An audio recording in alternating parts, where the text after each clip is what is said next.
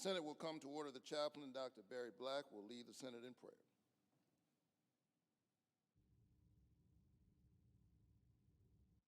Let us pray.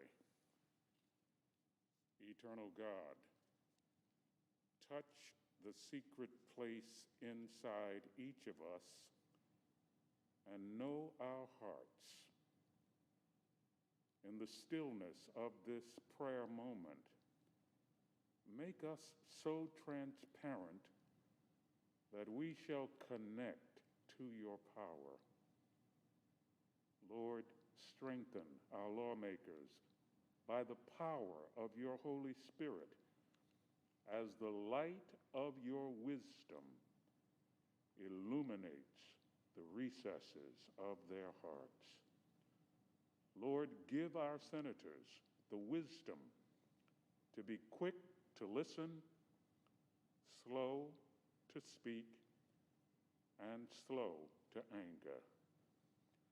When this day is done, may they look back with the realization that they have accomplished your purposes. We pray in your great name. Amen. Please join me in reciting the Pledge of Allegiance to the flag. Pledge allegiance to the flag of the United States of America and to the republic for which it stands, one nation under God, indivisible.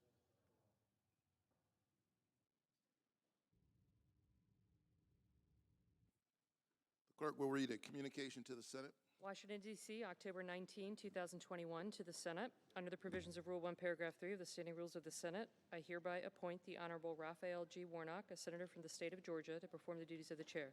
Signed, Patrick J. Leahy, President pro tempore.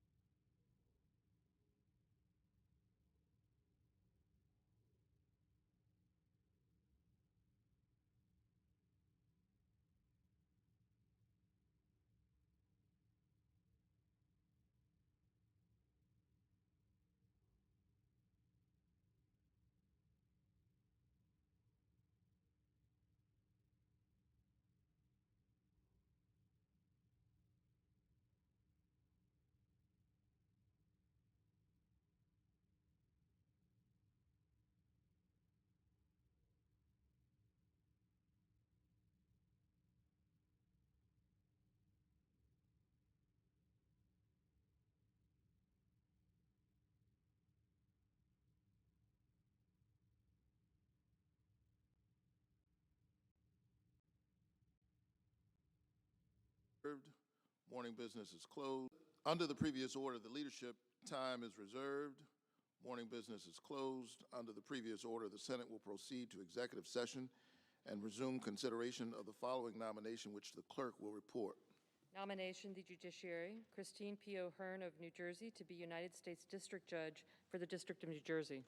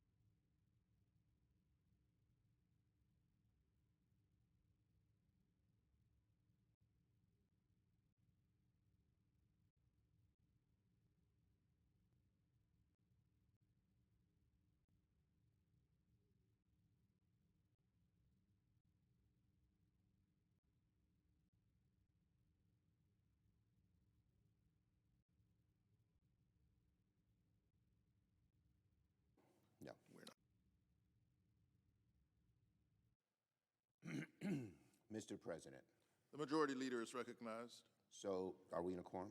No. We're not. So last night, Mr. President, I began the process for the Senate to hold a vote on the Freedom to Vote Act, a common-sense proposal that would make it easier for every eligible American to participate in free and fair elections.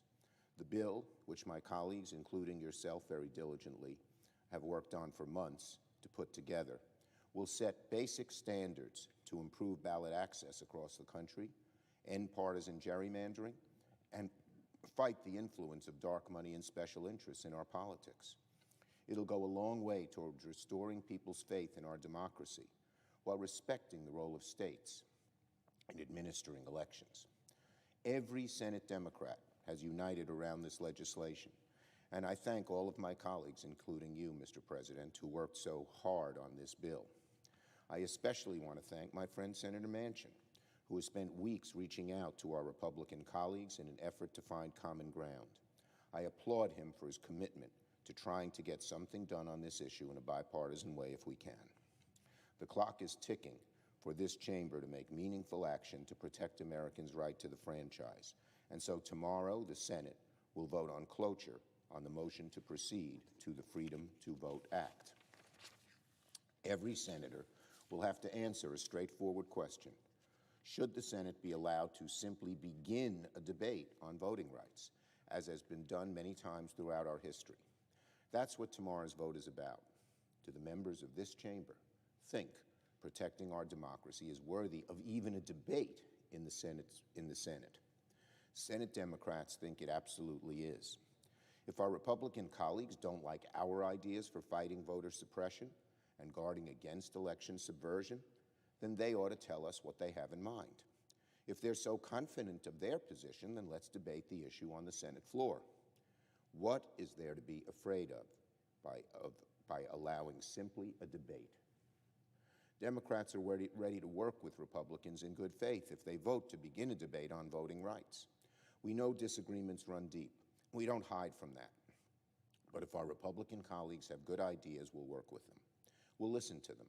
And if these ideas are truly aligned with the goals of this bill to protect our democracy, we'll work to include them in the final text.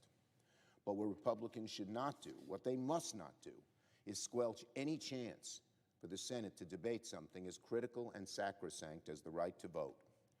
Nor should they pretend like the federal government has no role to play in protecting our democracy. On the contrary, throughout history, the federal government has sometimes been the only remedy when states try to suppress the vote. And no honest observer can look at the way the states have changed election laws this last year and pretend that there's nothing malicious afoot. As Senator Manchin said earlier this year regarding congressional action on voting rights, inaction is not an option. Excuse me.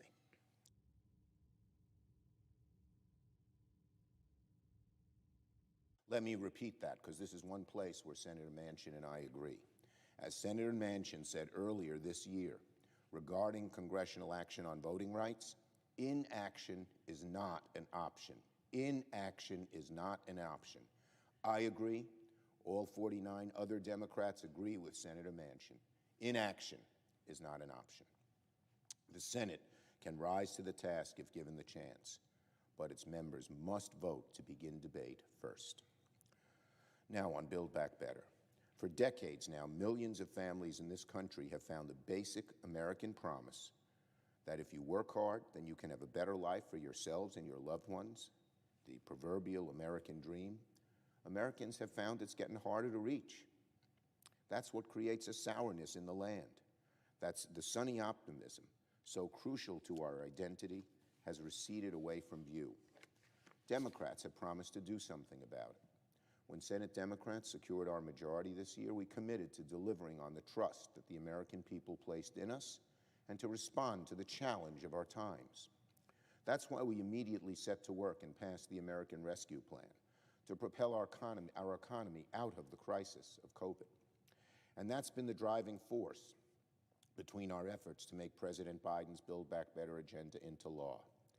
Last night, I continued my discussions with Speaker Pelosi and President Biden, as we work to an agreement on legislation we can bring to the floor.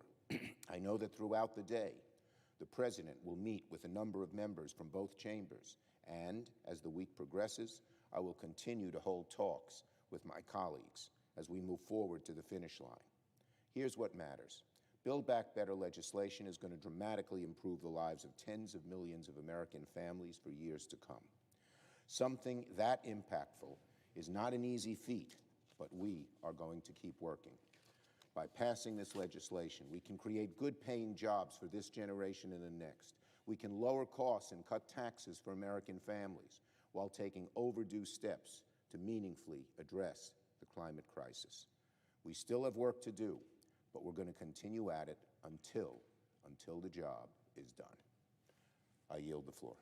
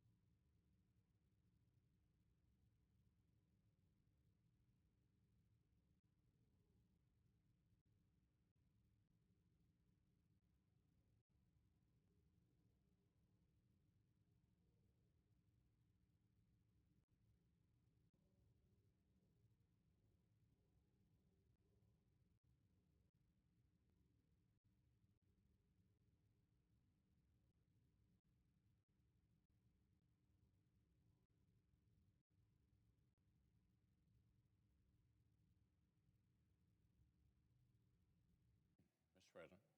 The Republican leader is recognized. Every day, American families are feeling real pain because of the reckless and inflationary policies that Democrats have already rammed through. The American people are facing the highest inflation in more than 10 years. They're paying an extra dollar a gallon at the pump and soaring prices at the grocery store. Real wages are down. Rising prices are wiping out raises and bonuses. Last month's jobs report was another huge disappointment, showing less than half the hiring that had been expected. But amazingly, the Biden administration and many of our colleagues seem to think the cure for this inflation hangover is the hair of the dog. They're trying to exploit the economic anxiety they've created by pitching yet another multi-trillion-dollar socialist spending spree. They want to try to inflate their way out of inflation. Oh, and get this. The Biden administration is simultaneously saying that their latest spending spree will cost $0. Let me say that again. The Biden administration is simultaneously saying Their latest spending spree will cost $0. It'll be totally free. And then it will come with massive, historic tax hikes in order to pay for it. All this socialism is going to be totally free of charge. But it also needs the biggest IRS cash grab in decades in order to pay for it. Go figure. The Democrats' plan contains more than 40 separate tax hikes on the American people. 40 separate tax hikes on the American people. These increases would impact taxpayers at every income level. Small business owners and family farmers would feel yet another pinch. Even the tax hikes that are ostensibly aimed at Washington Democrats' favorite punching bag, American industry, would find their way back down to working families. Democrats' war on affordable American energy would hit pocketbooks just in time to spike winter heating bills and the prices of made-in-America goods. Their corporate tax hikes would leave American businesses paying higher tax rate than businesses, listen to this, in communist China. And as the Joint Committee on Taxation has shown, two-thirds of the burden of Democrats' proposed new taxes on businesses would fall on lower and middle-income Americans. Two-thirds. But Washington Democrats aren't just laying out massive new tax hikes in the light of day. They also want to hand the IRS new snooping powers to start digging through individual Americans' bank accounts. They want to pay for their reckless taxing and spending spree by treating normal American households like everybody is under audit. They want to treat normal American households like everybody is under audit. So, to review, this has been the story of Democrats' unified control of government in 2021. Here's what they've done. First, they kneecapped our economic recovery with stifling spending, including to pay Americans more to stay on the sidelines than to rejoin the workforce. Then, as working families feel the pinch of runaway prices, they're putting forward even more spending and also massive tax hikes. And as icing on the cake, they've schemed for even greater access to Americans' personal finances so Washington bureaucrats can spy on citizens' routine transactions. So, Mr. President, this is not what American voters signed up for. And it won't earn a shred of support from this side of the aisle. Now, on another matter, last week, Washington, D.C. was again the site of illegal political violence from the radical left. A mob of environmental extremists set upon the Department of the Interior. They shoved through block doors, they hurt the police and security personnel who tried to hold the line. These radicals put one law enforcement officer actually in the hospital. Political violence and attacks on government buildings are flat out wrong, no matter who is perpetrating them or what they claim to believe. That's why it's puzzling that last week's incidents attracted so little attention and condemnation. The White House was directly asked about the day's demonstrations just a few hours after the violence and the break-in occurred. Instead of condemning the radicals, the Biden administration actually praised them. The White House press secretary was asked about the protest multiple hours after the violence and the break-in and said, this is a direct quote, "Of course, we're listening to advocates and people who've been elevating the issue of climate for decades. They have important voices," end quote. So that's how the Biden administration officially described the demonstrators who put a cop in the hospital, quote, "important voices." Now, this is just absurd, Mr. President. But those weren't just regrettable comments. They capture the politicized and selective approach to law enforcement that increasingly defines the Democratic Party. Last year, our nation saw a 30% jump in homicides, the biggest jump in the murder rate in modern history, the worst spike in the homicide rate in modern American history. The head of the National Center for Health Statistics says it was the worst increase in more than 100 years, since at least 1905. Actually, he went on to say that even 1905 wasn't comparable because that was likely a clerical matter. So the experts don't really know the last time the murder rate shot up this much. But we know it was before the average American family had electricity or indoor plumbing. That was a long time ago. Responding to this terrible trend should be very simple. It should be a no-brainer for elected officials at every level. More and better resources for more and better policing, for more and better community safety. Instead, liberal local officials across the country, from city halls and city councils to right here in Congress, have gotten caught up in the radicalism of defund the police. As one left-wing House member put it, not only do we need to disinvest from police, we need to completely dismantle her local police department. That was a member of the Congress. Another declared, policing in our country is inherently and intentionally racist. One news story from last weekend reported, quote, a crowd of 100 people wreaked havoc in downtown Portland, Oregon this week, smashing storefront windows, lighting dumpsters on fire, and causing at least $500,000 in damage. But police officers didn't stop them. Portland Police Bureau officials say that's because of legislation passed by Oregon lawmakers this year, which restrict the tools they can use to confront people vandalizing buildings and causing mayhem. So apparently it's okay in Portland to do those kind of things because of legislation they passed out in Oregon.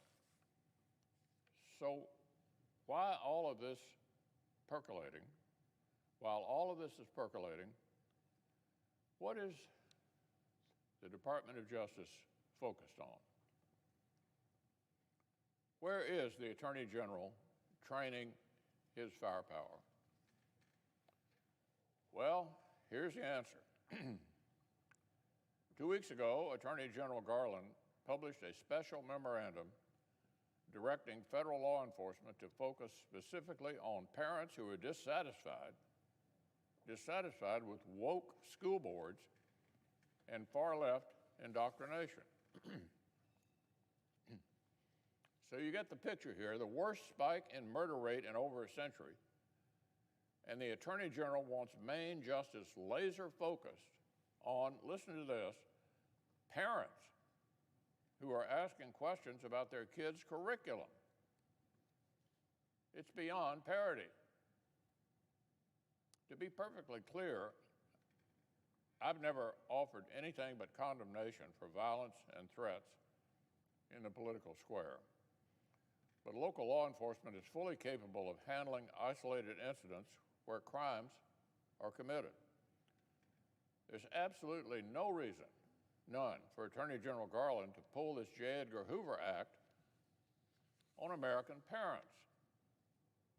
But these strange and warped priorities are defining the Biden administration's approach. Soft on crime, heavy on indulging far-left fads. Currently deadlocked in the Judiciary Committee is the nomination of Rachel Rollins, a would-be U.S. attorney who has a national reputation for being soft on crime during her time as a prosecutor. In her current role as the district attorney, the nominee has said that prosecutors in her jurisdiction should, listen to this, decline to prosecute a whole laundry list of crimes. Just declined to prosecute them, from shoplifting to trespassing to drug possession with the intent to distribute. Ms. Rollins wants her county to be a place where these crimes get free passes. And the Biden administration rewards this with a big promotion? Mr. President, support for equal justice, support for law enforcement, and support for the innocent people they protect go hand in hand. It's time for the Biden administration to get serious about the rule of law.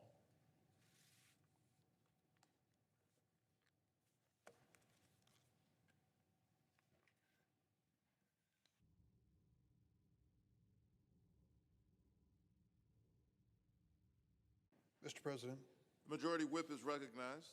I ask consent to speak as if in morning business. Without objection. Mr. President, it was December the 7th, 1941. A young African-American man from the south side of Chicago was celebrating his 23rd birthday. He was in a neighborhood tavern and somebody bolted through the front door and cried out that the Japanese had attacked Pearl Harbor. In 1943, that same young man was inducted into the United States Army, a segregated institution at the time. He landed in Normandy within days of D-Day. He fought across France in the Battle of the Bulge. While his unit regrouped, they heard rumors, horrible rumors, about a camp near Weimar, Germany.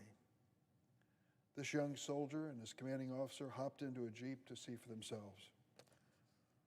What he witnessed at Buchenwald, the Nazi death camp, changed this man forever. He recalled in his memoirs, his first thought was, quote, "This is what happened to my ancestors. This is what happens when human beings see others less than human."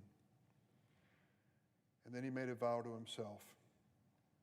He said, and I quote, "I made an emotional decision that when I returned from the Army, the rest of my life would be spent trying to make the place where I live and the bigger world a place where all people could have peace and justice." That soldier's name was Timuel Black. He kept that vow faithfully for 76 years. Tim Black was a foot soldier for justice. He died last week at the age of 102, living in the neighborhood that had been his home nearly all his life, a place that he personally called a sacred ground, the south side of Chicago. His passing is our loss, our city, our state, and our nation.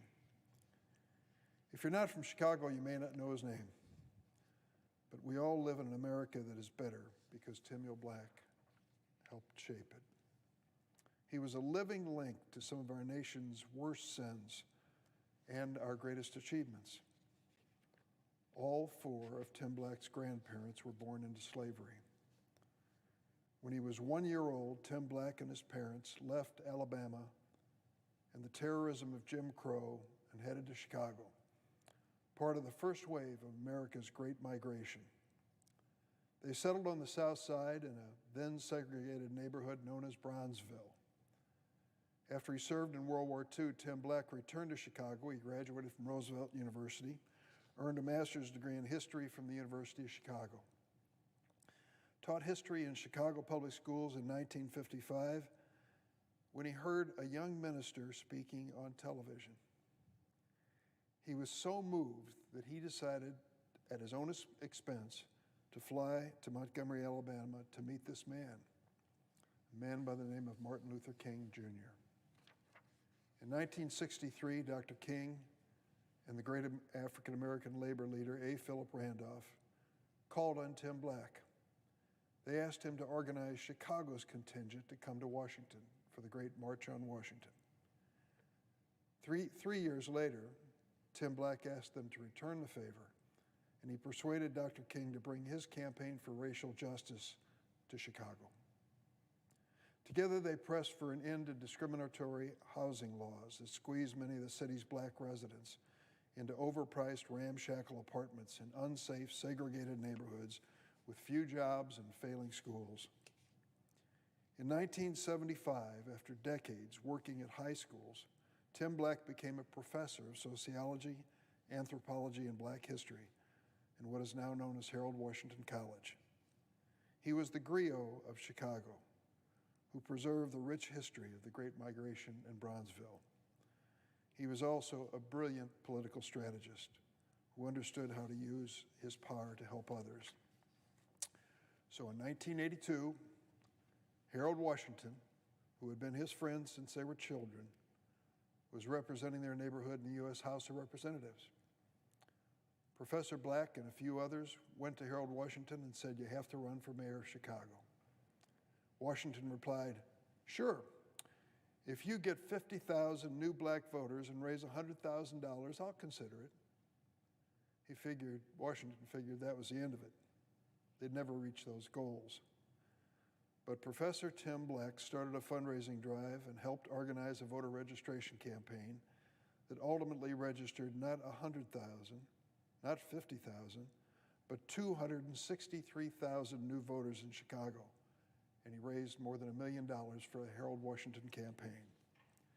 In 1983, with the support from voters from all backgrounds, black, white, and brown, Harold Washington became Chicago's first black mayor. A decade later, a young lawyer by the name of Barack Obama sought out Professor Tim Black's guidance when he first considered running for office.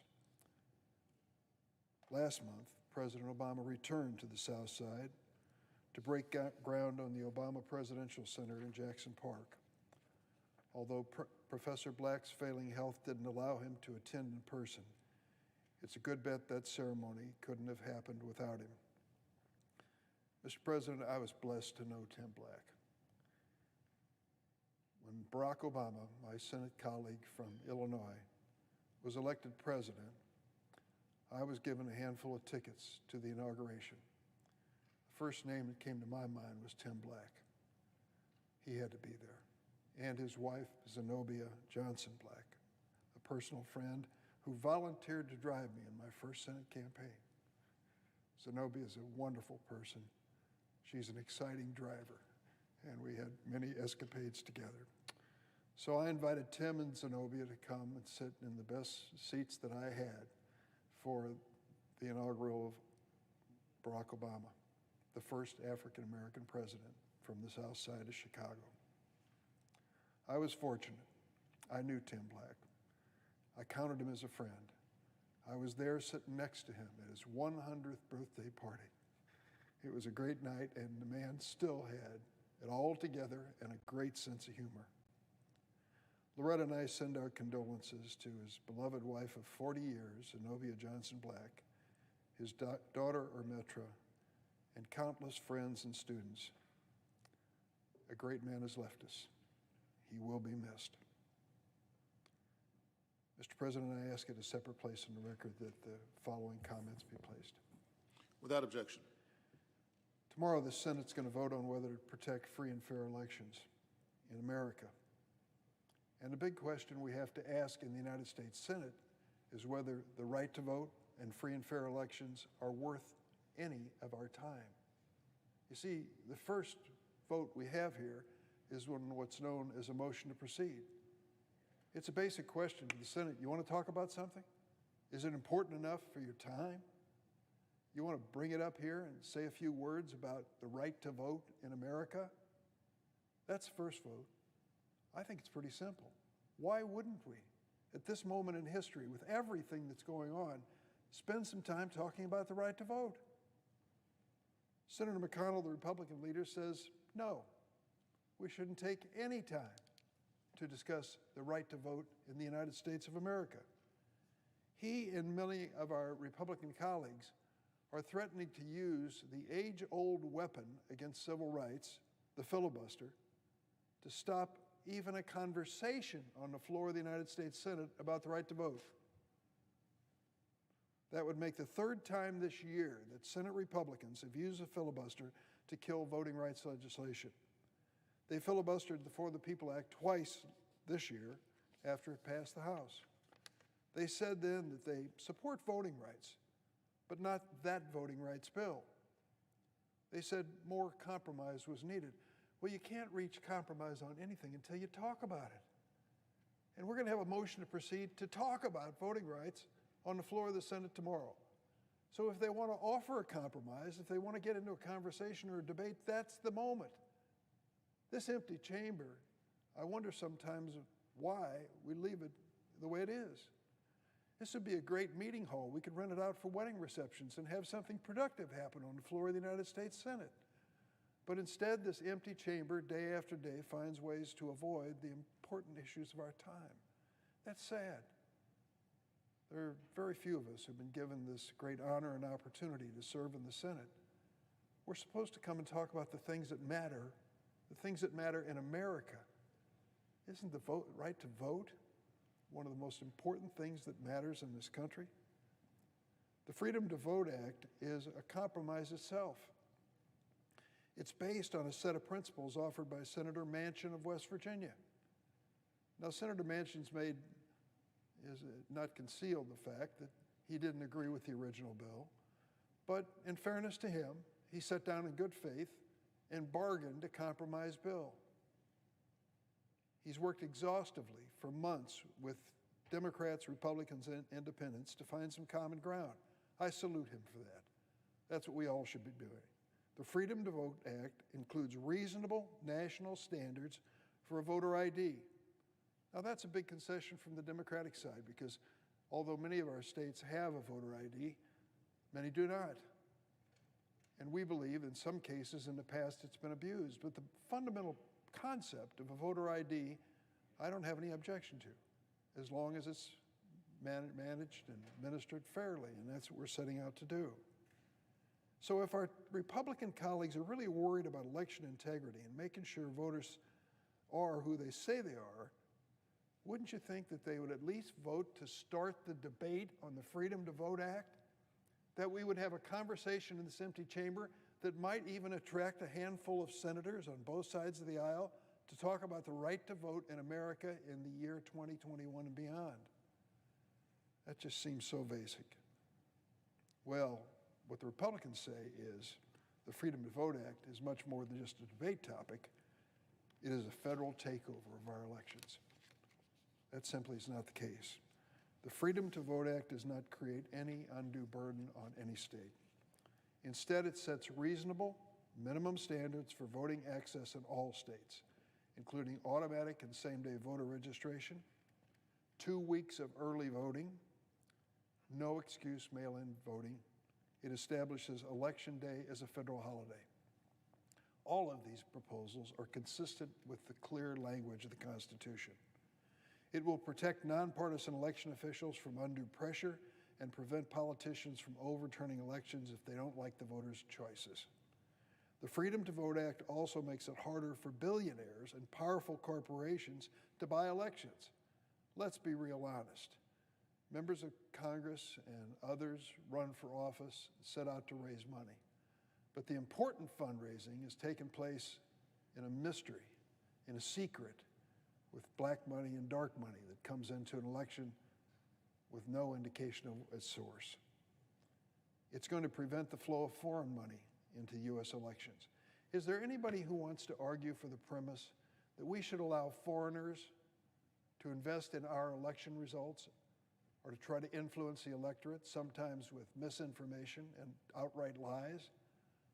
I don't think they have any business interfering in our election. I think most Americans agree with it. That's what the Freedom to Vote Act says. In addition to that, dark money needs to get out of politics. If you want to stand up and support a candidate, so be it. But for goodness sakes, say who you are. Identify yourself. Let the American people know who's pushing one candidate or the other. Organizations engaged in political spending will be required to tell the public who's giving them how much money. That's pretty simple, pretty obvious. There was a time when that level of disclosure was supported by the Republican minority leader in the Senate. I remember his speech as well on the floor of the Senate. He shifted 180 degrees on the topic now.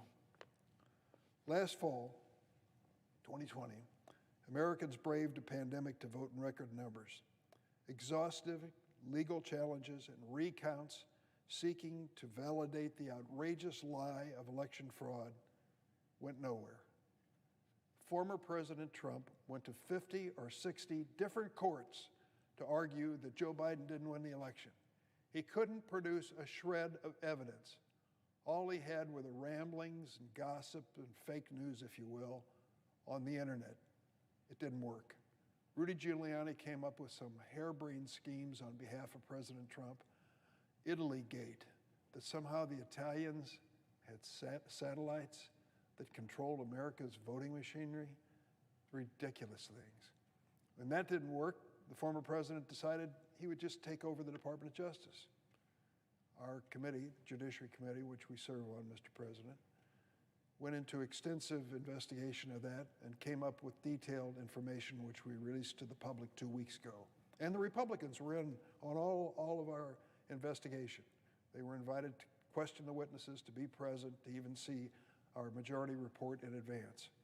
We wanted to make this bipartisan and fair, and we did. And what they came up with was the president's failed attempt to take over the Department of Justice, to force them to go to the states and say, don't validate the 2020 election. A few people stood up and showed courage in the Department of Justice and said they were prepared to resign before they bent to the President Trump's pressure. And that was a fact. That's what we face with now. This former president still marketing his lies across America about the outcome of the 2020 election. And we will not even take the time to discuss elections and voting. The Republicans will stop us with a filibuster. Many politicians in many states continue to use the big lie of a stolen election to try to make it harder for citizens to vote in future elections. According to the Brennan Center for Justice, 19 states have passed 33 bills this year, making it harder for citizens to vote. Hundreds of similar bills have been proposed in 49 states. These proposals and laws are a dagger at the heart of democracy. The Freedom to Vote Act, which we want to start the conversation on, just the conversation and debate on tomorrow, is America's Democracy Defense Act. I want to commend the bill's sponsors. Senator Amy Klobuchar, I don't know anybody who's worked harder than she has as chair of the Senate Rules Committee. Joe Manchin, he's been involved in compromise and negotiation. I salute him for it. Tim Kaine, Angus King, Jeff Merkley, the presiding officer, Alex Padilla, John Tester, and Reverend Raphael Warnock all have played a critical role in bringing us to where we are. And particularly, I want to acknowledge our majority leader, Chuck Schumer, for his leadership in this effort. He has really worked hard at it, trying to bring this matter before the American people on the floor. We've also been engaged in a similar process on an equally critical piece of legislation, John R. Lewis Voting Rights Advancement Act. Mr. President, I've been here long enough to remember a time when the Voting Rights Act came before the United States Senate and got 98 votes. Virtually all the Democrats, all the Republicans voted for it. No controversy. They believed that this product of the 1960s civil rights debate was fair. It said that in certain states with a proven history of discrimination against minority voters, when they proposed changes in election laws, we would examine them, pre-clear them, as they say. The Supreme Court tossed out that section, and we have tried to restore it. I think the Supreme Court was wrong, and maybe even naive in believing that voter discrimination could not take place in the future. For example, when there was a contest over district maps in the state of North Carolina, and it was taken to a federal court, the federal judge said, and I paraphrase, they worked with surgical precision to discriminate against African American voters in these maps. That's the kind of conduct which can't be tolerated in any state, red or blue.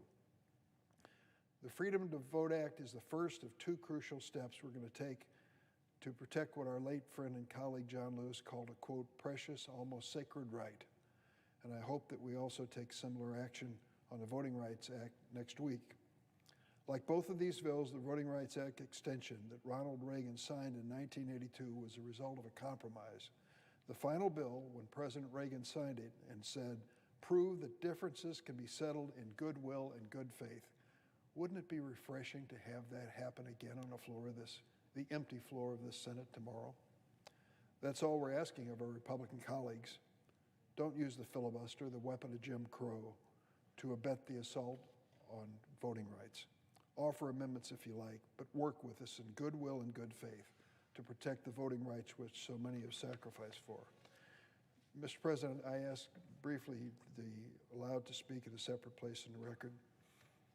Without objection. Thank you, Mr. President. The Republican minority leader came to the floor a few minutes ago and once again spoke about inflation. And of course we're concerned about it, and we're watching it closely.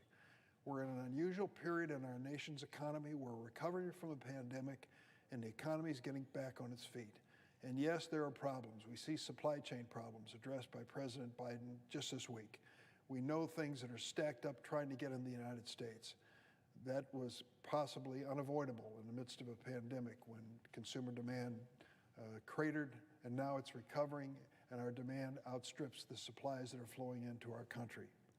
But I also want to remind the Republican leader from Kentucky that his opposition to extending the debt ceiling, unfortunately, is also a problem when it comes to inflation.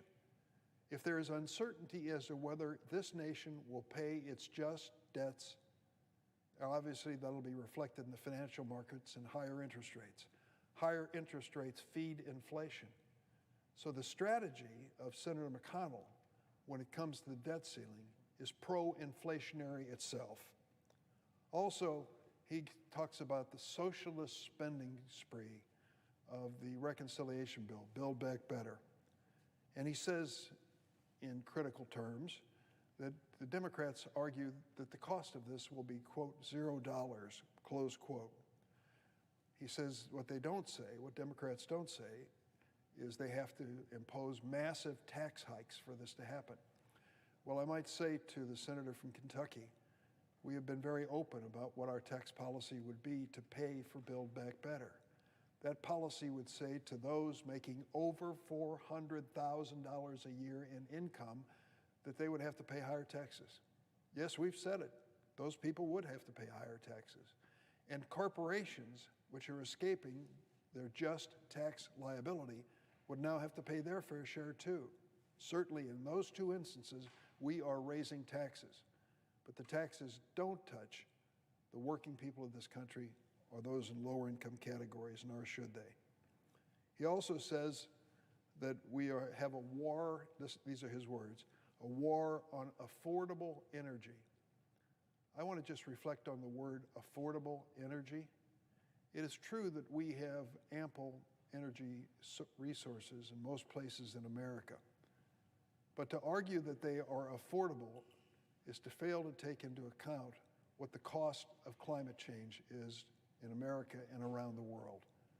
It is not affordable for us to have so many greenhouse gas emissions from fossil fuels that we are creating extreme weather events all across the world. And we've seen them here in the United States. We've seen the fires in your state of California and in the Northwest. We have seen the flooding all across the country, including the Midwest. We have seen violent weather occurring at times of the year when historically it never occurs. And we are paying a heavy price for climate change, global warming, and the fact that we are so dependent on fossil fuels. So when the Democrats, and it used to be another bipartisan issue, it no longer is, but when the Democrats sound the alarm about climate change and global warming, it is because current energy sources are not affordable in terms of the future of our planet. We have to find a better way. I'm sorry to see so many current politicians unable or unwilling to accept their responsibility to change this country and the world for the better, and to leave an earth, a planet, an environment that our kids can live in. I don't think that's too much to ask, and I think we ought to do our part. The last thing Senator McConnell went into this morning was giving new powers to the IRS to snoop. Well, I guess that's true in some respects. We believe that people who owe taxes ought to pay them. And the vast majority of American families are honest, want to do their civic duty. They file their taxes on time and try to pay every penny they're supposed to. Not more, but every penny they're supposed to. And yet there are many who are hiding their assets, and hiding the profits, and hiding their revenues, and hiding their income from the IRS and not paying the taxes that they owe. Yes, they should be audited. Yes, they should be held accountable. Why should the average American family be held to a higher standard of honesty than the richest people in this country? I think it's only fair that everyone be held to the same standard. Finally, I want to say this memorandum by Attorney General Merrick Garland that Senator McConnell referred to earlier, he suggested that we are going after parents, that we want to somehow harass, intimidate, and arrest parents who are appearing before school boards. I went back to read this memorandum. It's very explicit. Those who engage in violent conduct at school board meetings are going to be stopped. They are violating the law, and they are violating the spirit of those meetings where communities come together and decide the fate and future of public education. I think the Attorney General is right.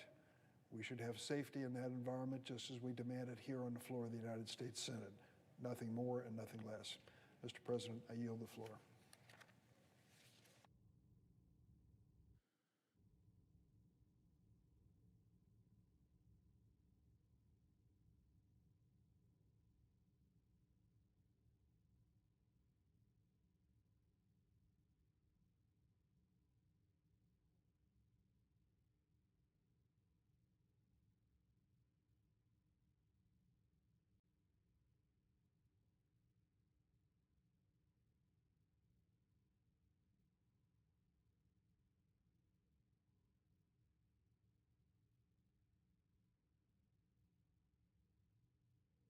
Quorum call?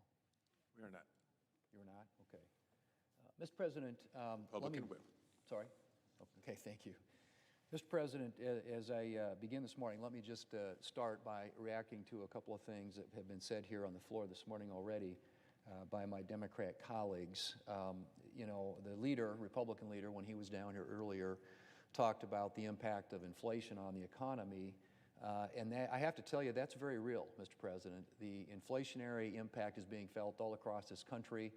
Energy costs are up, gasoline costs are up by huge amounts. Food costs are up in this country. Housing costs are up. There isn't hardly any area of our economy where people aren't being impacted by inflation, meaning that the dollars that they earn are stretching less further all the time. And that is not, it's not a fake thing, it's not a temporary thing, it's a real thing. People are experiencing it in their economic lives on a daily basis. And to hear the Democrat leader say, well, you know, all the spending that they're going to do is not going to cost anything, it's going to be covered by tax increases, and those tax increases are just going to hit people in the higher income categories also is something that just isn't accurate. Now, let me just for a minute suggest something that I think is sort of fundamental when it comes to economics, and that is when you have too many dollars chasing too few of goods, you get inflation. The demand for a product goes up, and when the demand goes up, the price usually follows along with it. Well, we have right now a lot of government dollars that have been swirling around the economy for some time, which is why I think in many respects we're seeing this inflation, the highest inflation that we've seen literally in 30 years in this country, affecting, as I said earlier, kind of all sectors of the economy and things that people have to purchase in their daily lives.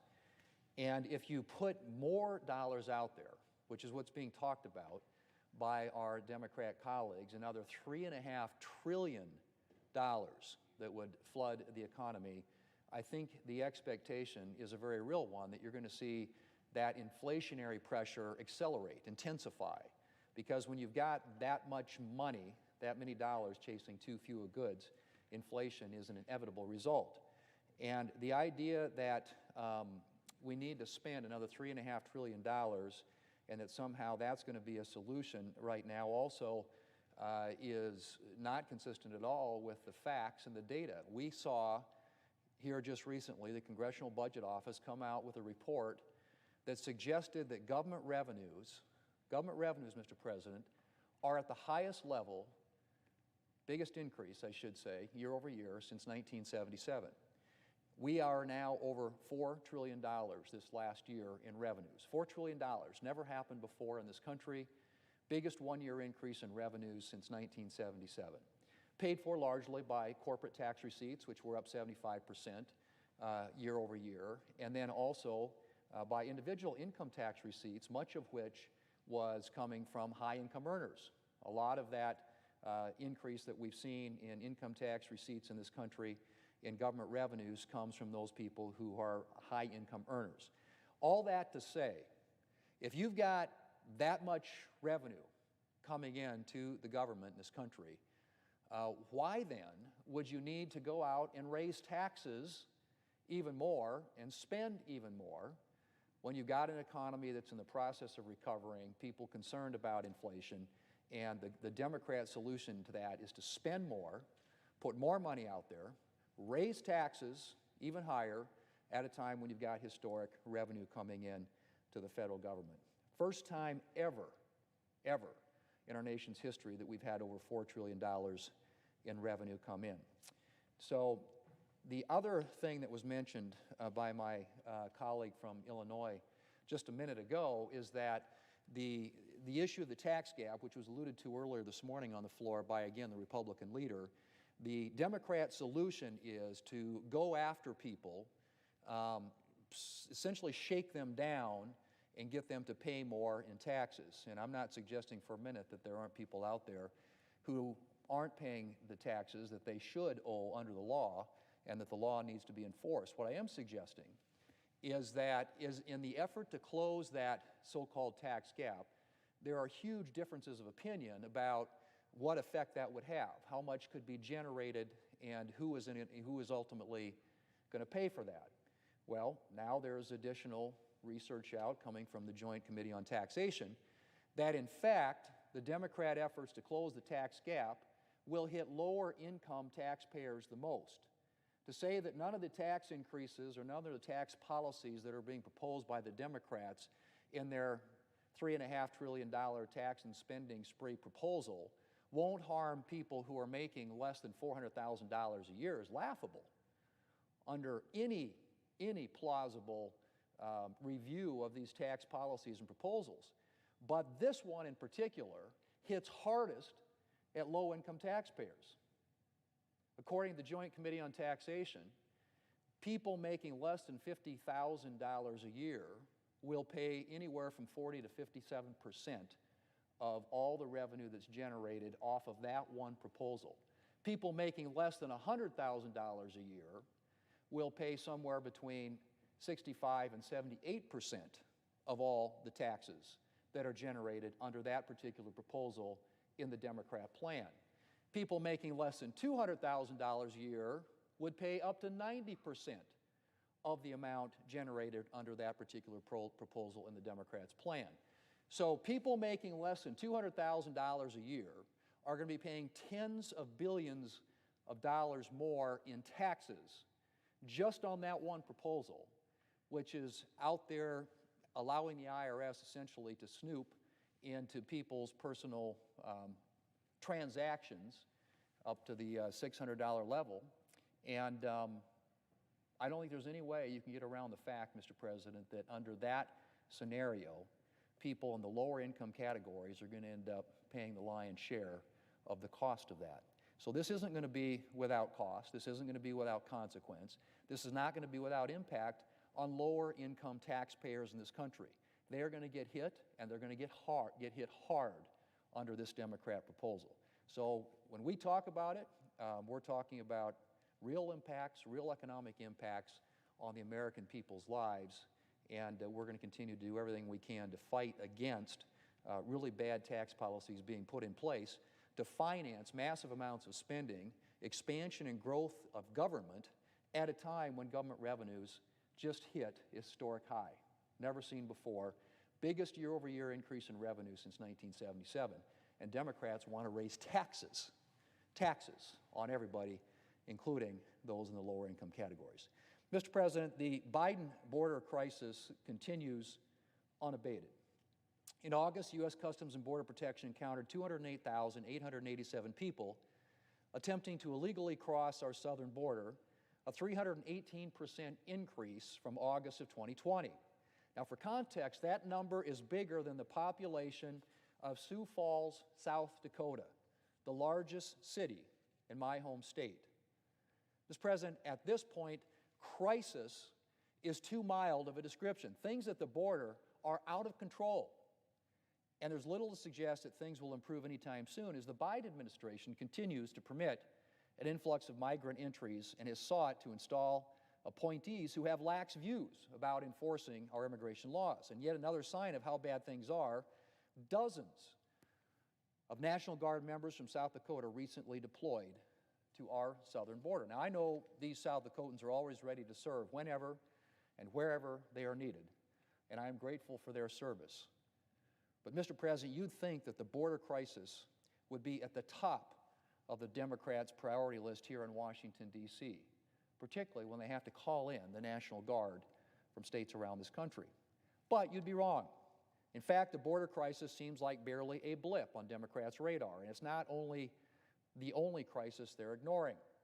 Our national security situation has taken a giant step backward with the President's disastrous Afghanistan withdrawal and the Taliban takeover of Afghanistan.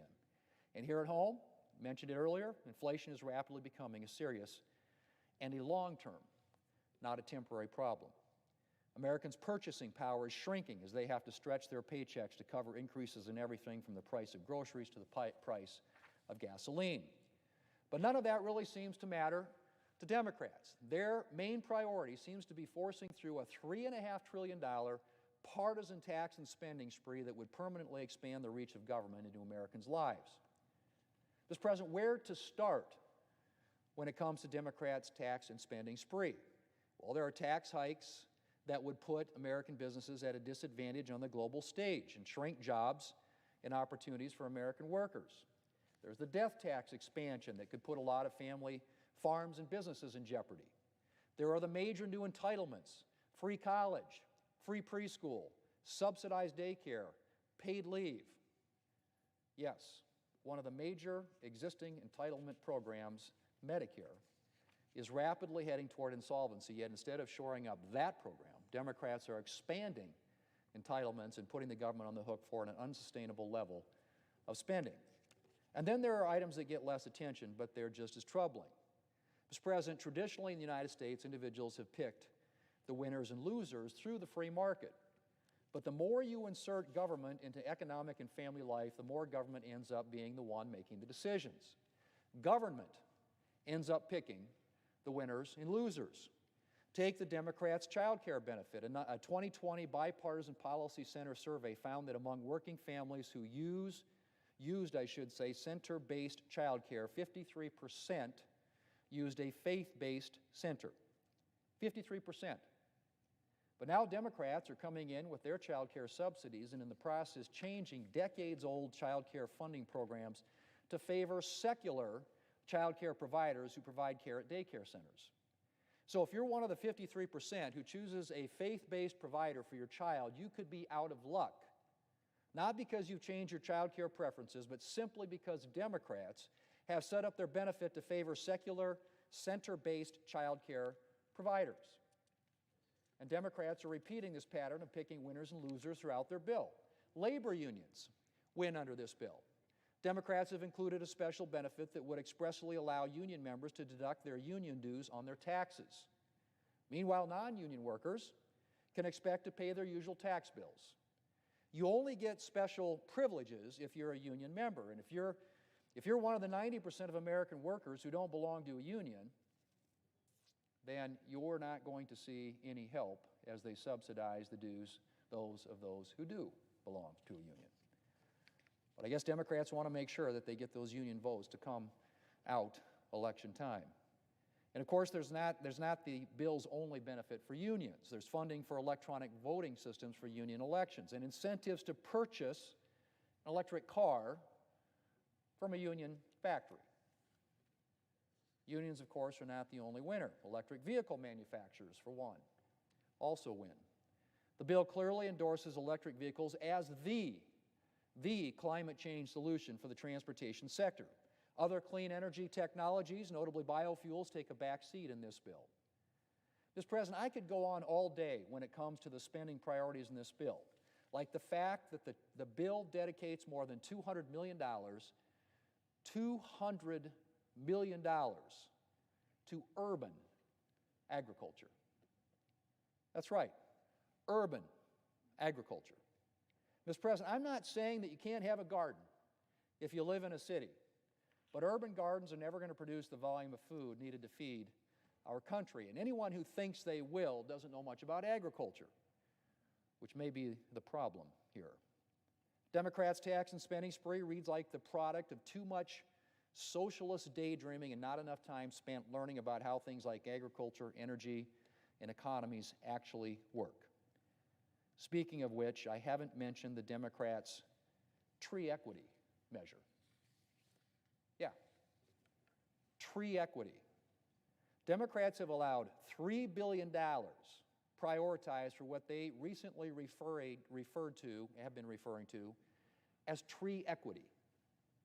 Now, Mr. President, I support and encourage planting trees, but I don't think the federal government can afford to spend $3 billion on tree equity, especially when Democrats are planning to spend $200 million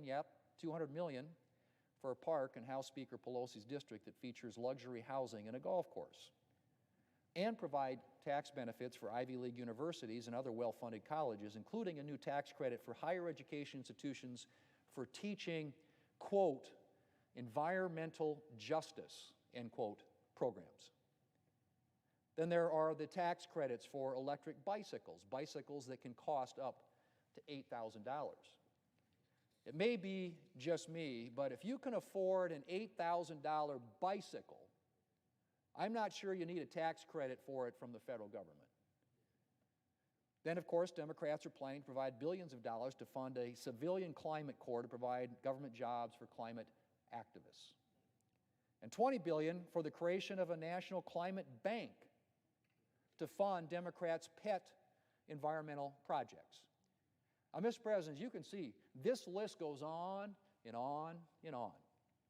The more you read the Democrats' bill with its massive expansion of government, its historic tax hikes, and its payoffs to liberal constituencies, the more you realize that there's pretty much no area of life that Democrats think wouldn't be better run by the federal government.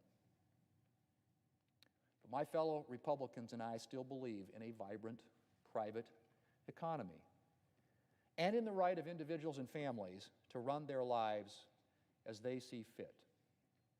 And so we will continue to oppose Democrats' social spending spree and continue to fight to secure a future of prosperity, opportunity, and freedom. Freedom for each and every American. Mr. President, I yield the floor. Senator from Vermont. President, I ask unanimous consent that I and Senator Cornyn be able to complete our remarks prior to the vote. Without objection. Thank you. Mr. President, I just want my colleagues to know that the Senate Appropriations Committee yesterday released 9 appropriations bills. They allocate important resources. They help to address the pressing priorities of America's families and communities, but they also promote U.S. national security. For more than a decade, this country is underinvested in our children, in our infrastructure, in science, in public health. Frankly, that means we underinvested in our future.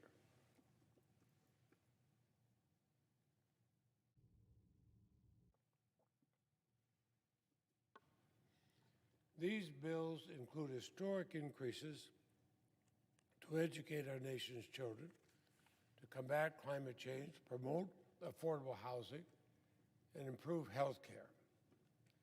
I'm proud of the work of the committee in producing these bills, and I commend each of the subcommittee chairs for their commitment to America's future. Now, the bills comply with the top-line spending allocation contained in the fiscal year 2022 budget resolution that was passed by both the House and the Senate earlier this year. So you combine this with the three bills reported from the Appropriations Committee in August. The bills provide a 13% increase for non-defense discretionary programs and a 5% increase for defense programs compared with what fiscal year 2021 enacted.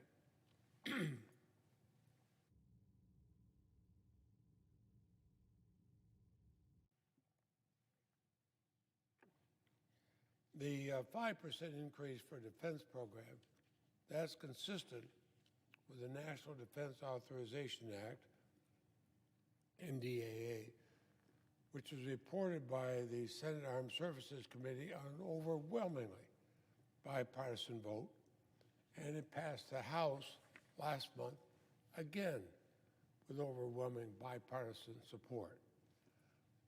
The Labor, Health, and Human Services and Education bill makes long overdue investments to help care for and educate our nation's children, including doubling the funding for Title I-A grants to local educational agencies. That program I mentioned is the foundation of federal support to schools across this country. It also increases funding for the Child Care Development Block Grant by 23%, and Head Start by 11%. We do this to provide high-quality child care and education to working families across the nation. It provides a 24% increase over last year for the Centers for Disease Control, and that's done to strengthen U.S. public health infrastructure. We know we have to do that in the wake of a global pandemic that has created terrible problems in that area. The Commerce, Justice, Science bill provides historic funding levels for the Department of Justice Violence Against Women Act programs. That's a 48% increase over the last fiscal year. It's the largest appropriation for Violence Against Women Act since its creation. Transportation, Housing, and Urban Development bill includes significant increases to reduce homelessness, improve housing conditions, increase affordability, something that touches all 50 of our states. The Interior bill includes significant resources to promote conservation, to preserve our natural infrastructure, and protect our federal lands. And we made climate change front and center when drafting these bills, and each contains new and critical funding to help combat this challenge. For example, for the first time ever, we invested $54 million in a new climate conservation corps, and we provide historic increases, 46% over last year, for EPA's air and climate program. And for the first time in 4 years, the U.S. will contribute to the Green Climate Fund and the Clean Technology Fund, rejoining the international fight, and it has to be an international fight, against climate change. We had a global retreat with the last president. The United States is standing up again and is back in the game. But we also make historic investments in medical research. I don't know anybody who doesn't want us to always improve our medical research. It ensures that America remains on the cutting edge of advanced medical science and research. So we put a 6% increase for the National Institutes of Health and $2.4 billion to create the first ever advanced research projects agency for health. And that's because of the president's bold and promising proposal to accelerate the pace of breakthroughs in medicine. And finally, the bills contain critical funding increases for mental and behavioral health services and to combat substance abuse, something that is a problem in every single state. These funds are desperately needed as we see the rates of anxiety and depression soar during the COVID-19 pandemic, and drug overdose deaths are expected to reach their highest levels to date. Now, these are just some of the highlights of the important programs funded in the 9 bills we released yesterday. They'll make a real difference in the lives of millions of Americans, especially after the tough year and a half we faced with COVID-19. These bills demonstrate the good work we could do with a top line in the fiscal year 2022 budget resolution, which was passed by the Senate and the House earlier this year. Now, I wish we could have followed regular order and done these bills in committee, but our Republican colleagues said they would prevent any additional consideration of bills until we have a negotiated top line. But I cannot, will not allow that to stop our work. It'd be irresponsible. We need to move the ball forward. In posting these bills, we show the American people what we're for.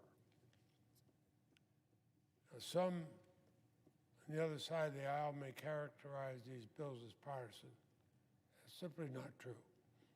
In a spirit of comity and bipartisanship, which is the tradition of our Appropriations Committee, we worked hard to accommodate the funding priorities of all members, both Democrats and Republicans. And the posted bills reflect that effort with many, many, many of the priorities of Republicans and many of the priorities of Democrats. I'm proud of the work of this committee in producing these bills, but our job is not done. Federal government is existing under and operating under a continuing resolution, but only until December 3rd. Time can go by very quickly around here. Between now and then, it's imperative that we make progress on negotiating a top line, one that's bipartisan and bicameral, so we can enact these bills into law. I think we struck the right balance with the bills we produced and made public this week. As with everything in Congress, we rarely end where we begin.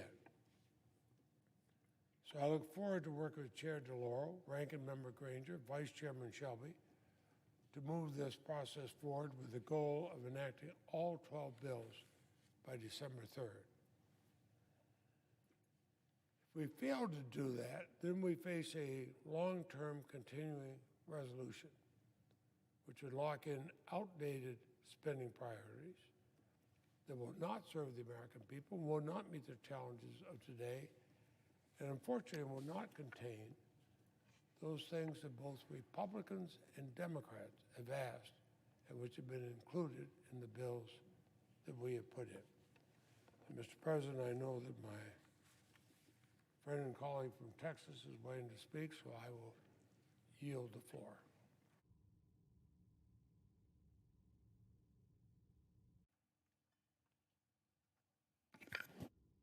Mr. President. Senator from Texas. Mr. President, I thank my friend, Senior Senator from Vermont, for his courtesy. Tomorrow, the Senate will vote on the latest iteration of what has come to be known as the Democrats' partisan power grab over our elections, conducted overwhelmingly by the states, actually exclusively at the state and local level.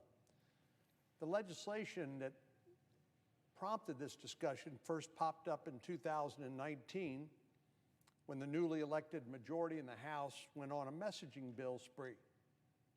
Over the last 2 years, they've tried a number of different marketing strategies to convince the American people that this overhaul was needed. This latest version is proof that Congress isn't buying what they're selling, and that's for good reason. At one point, they said, those who were advocating for a national takeover of our state-run elections, at one point they said it was a matter of election security. Then they said this was designed to help restore voter confidence. Then they said this is a way to remove obstacles that prevented people from voting. But facts are stubborn things. In 2020, we saw record turnout. 2/3 of eligible voters cast a ballot, and that was the highest turnout in 120 years. I was on the ballot, Mr. President, in 2020. The last time I had been on the ballot, 6 years previously, there were 4.8 million voters in Texas. In 2020, there were 11.3 million voters in Texas. Compared to the 2016 presidential election, 17 million more Americans cast a vote. And we saw historic turnouts by Black, white, Asian, and Hispanic voters. So, facts being stubborn things, clearly it's time for the advocates for this federal takeover to come up with a new sales pitch. And so our Democratic friends attacked election integrity bills being passed by state legislatures like Texas, all across the country. The Constitution itself gives states the powers to determine how their elections should be run, and states are using that authority to make it easier to vote and harder to cheat. Our Democratic friends have tried to frame these new state laws as somehow suppressing voting rights. As we've seen, if that's the objective, they certainly are doing a lousy job at it because people are voting in unprecedented numbers. Well, it's interesting to contrast some of the changes that our Democratic colleagues, including the Merrick Garland's Department of Justice, compare the reforms they've attacked and those that they believe are just fine. The Georgia law, which the Department of Justice has sued under Section 2 of the Voting Rights Act, actually expanded early voting in person to 17 days. But if you live in Massachusetts, you can only vote for 11 days. I haven't heard many complaints about the Massachusetts voting laws restricting people's access to the polls. In the president's home state of Delaware, they don't even offer in-person early voting, but they will in 2022. But even then, they're even more restrictive than Massachusetts. It will only be for 10 days. So somehow, a short period of early voting in Delaware is acceptable, actually currently not available, soon to be acceptable for 10 days. But 17 days of early voting in Georgia is an assault on voting rights. Both cannot be true. Of course, our Democratic friends believe the only answer to this manufactured assault is an unconstitutional partisan power grab that they've been pushing for years, as I said. Well, the initial iteration of this came up for a vote in June, and it was soundly rejected for good reason. The bill would have turned the bipartisan Federal Election Commission into a Democrat-controlled commission. This is supposed to be evenly split and nonpartisan, but that would change under the proposal that we voted on in June. It would have also allowed ballot harvesting, a dubious practice that is a recipe for mischief and wrongdoing, as a ballot could be harvested by paid campaign staffers, political operatives, or anyone who had a stake in the outcome of the election. Just go to your closest nursing home or community center, get people to sign a ballot and harvest away. That would have been permitted, and actually prohibitions against ballot harvesting would have been prohibited under the Democrats' bill. And the bill would have commandeered states' constitutional authority to draw their own congressional districts. The only thing this proposal would have done for the people, as it is called, would be to help make sure that virtually the outcome of virtually every future election meant that Democrats win and Republicans lose. Thus, Republicans would be relegated to a permanent minority status. That was the goal. If this bill weren't so dangerous, it would have been laughable. Nobody would have taken it seriously. It's no surprise that the only thing bipartisan about this legislation is the opposition. In both the House and the Senate, Republicans and Democrats voted against this legislation. Still, our Democratic colleagues, I admire their perseverance. They refused to throw in the towel. They decided to work on what they now call a compromise. Well, generally, a compromise indicates that you found common ground with somebody who holds a different view. But the so-called compromise bill we're scheduled to vote on tomorrow isn't the result of negotiations between Republicans and Democrats. It's a compromise between the left and the radical left. You really can't call something a compromise when your negotiating partner is sitting on the same side of the table with you. All this is done to create the illusion or a narrative that the partisan pieces have been stripped out of the bill and it now includes mainstream reforms. But that's far from the truth. Just like its predecessor, this bill seizes states' constitutional authority to make decisions on matters like voter registration and early voting. It contains invasive disclosure requirements that would undermine citizens' privacy and chill free speech. It places federal standards on states for redistricting and threatens action from the Democratic-controlled Attorney General's office if those standards aren't met. And it makes it harder to root out election fraud and easier to cheat. Well, if that's not bad enough, it also takes tax dollars from the American taxpayer and would require it be given to candidates for public office that those taxpayers disagree with. They call that public funding of elections. Well, nothing about the bill is a compromise. They may have stripped out some of the most outrageous provisions, but certainly overtly partisan provisions remain.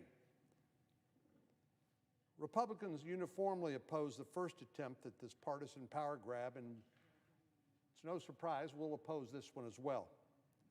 This is not a good faith attempt to ensure our elections are secure from fraud and interference and accessible to all eligible voters.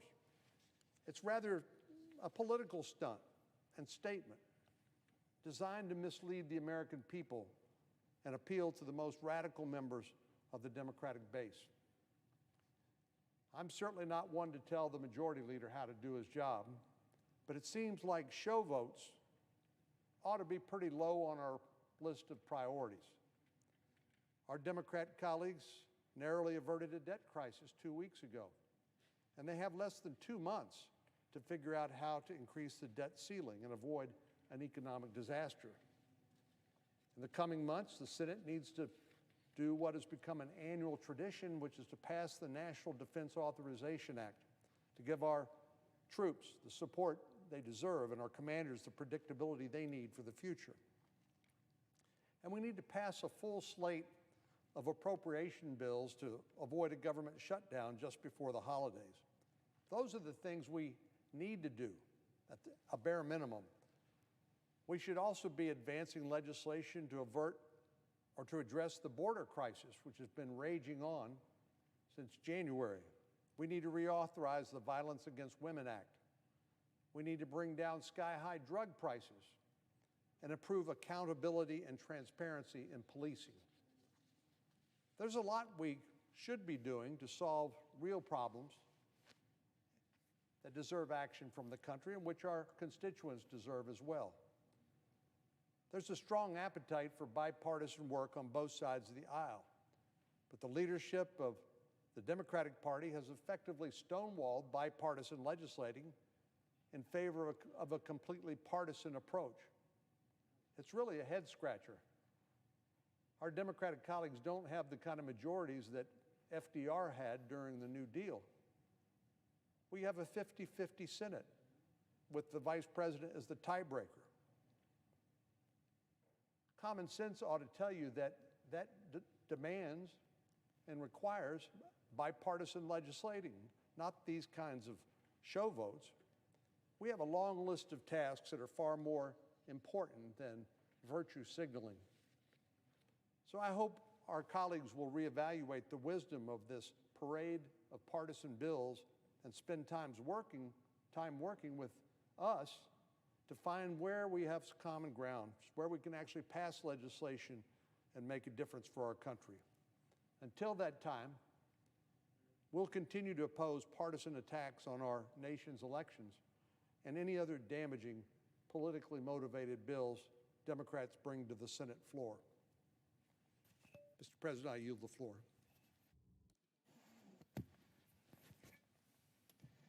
Mr. President, Senator from Maine.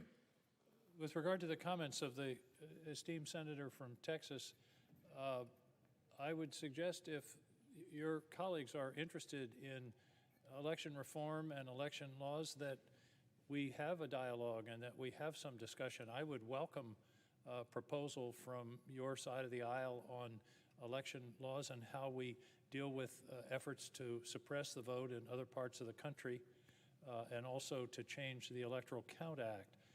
Is the senator interested in those entering into such discussions? Mr. President. Senator from Texas. If I may respond to the senator from Maine, I'm always interested in working on bipartisan bills and finding common ground.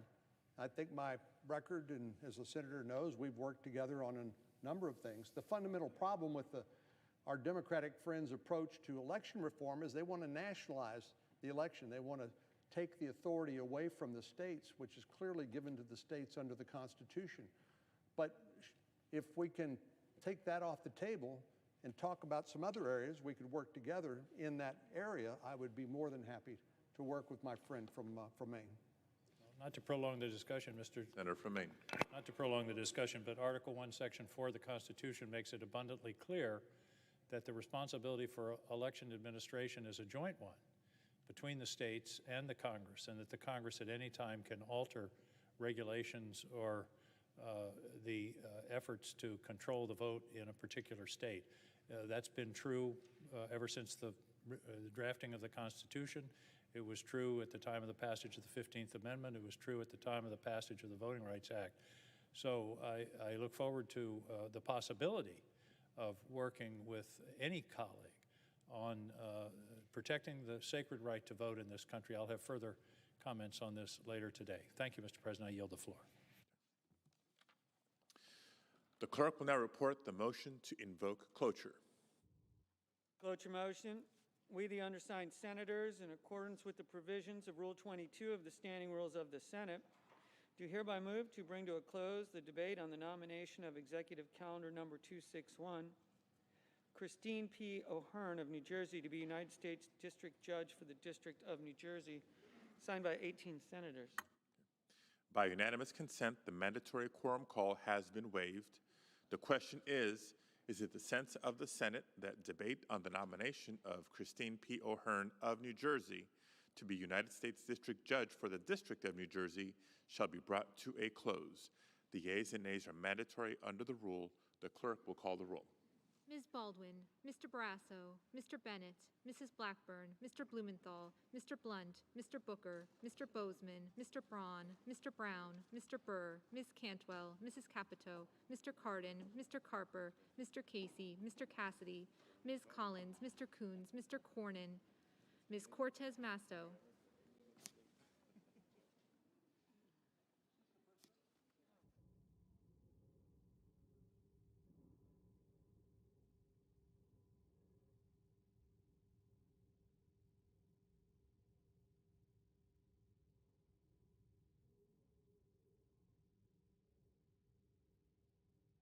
Mr. Cotton.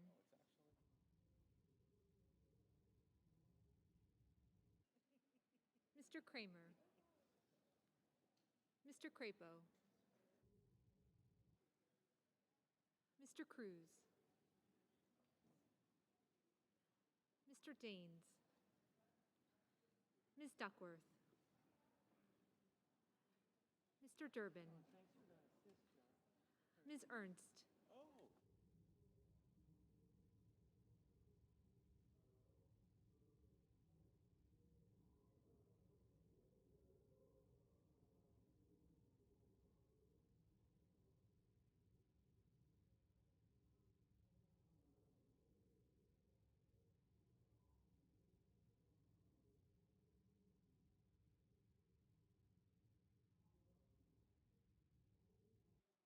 Feinstein.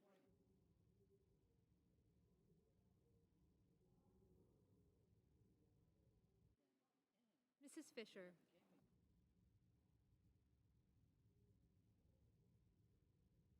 Mrs. Gillibrand. Mr. Graham. Mr. Grassley. Mr. Haggerty. Ms. Hassan. Mr. Hawley. Mr. Heinrich. Mr. Hickenlooper.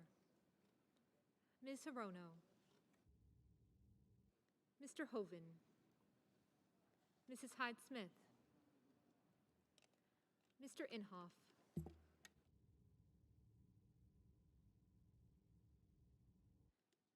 Mr. Johnson.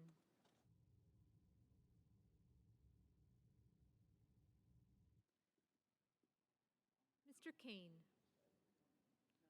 Mr. Kelly. Mr. Kennedy. Mr. King. Ms. Klobuchar. Mr. Langford.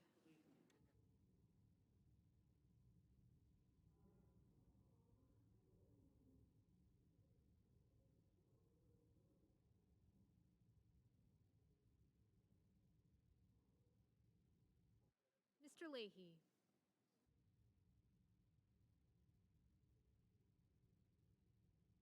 Mr. Lee. Mr. Lujan. Ms. Lummis. Mr. Manchin. Mr. Markey. Mr. Marshall. Mr. McConnell.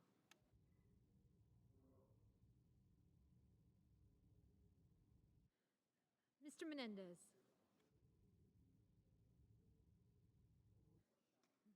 Mr. Merkley. Mr. Moran. Ms. Murkowski. Mr. Murphy. Mrs. Murray. Mr. Ossoff.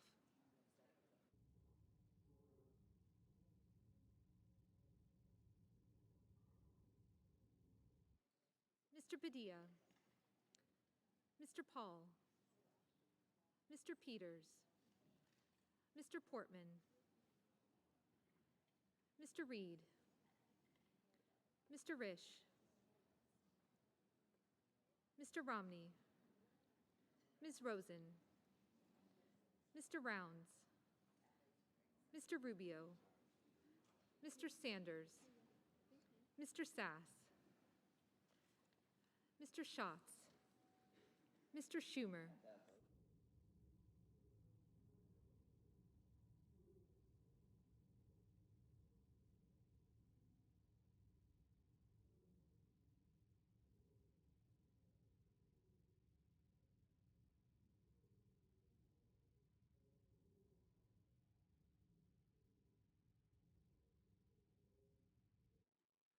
Mr. Scott of Florida. Mr. Scott of South Carolina. Mrs. Shaheen. Mr. Shelby. Ms. Sinema. Ms. Smith.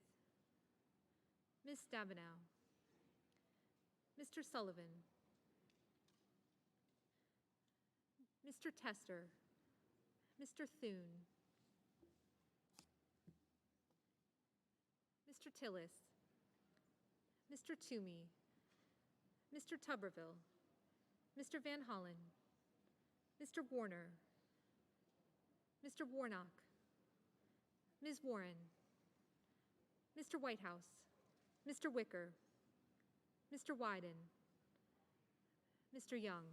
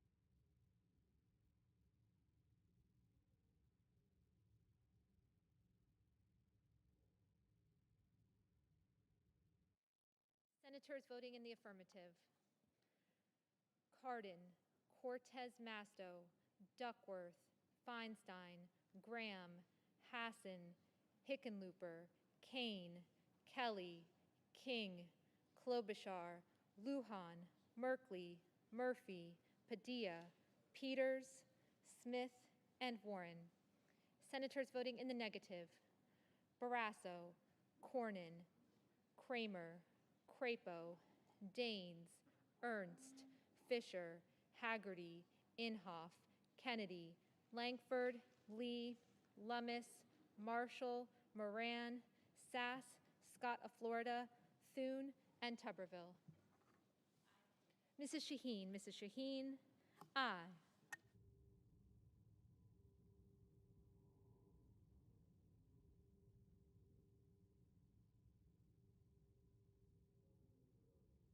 Mr. Schumer, aye.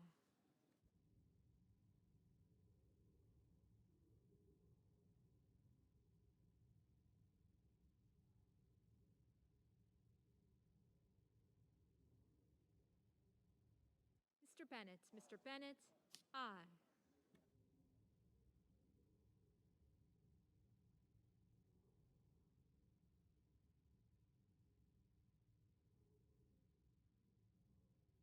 Mrs.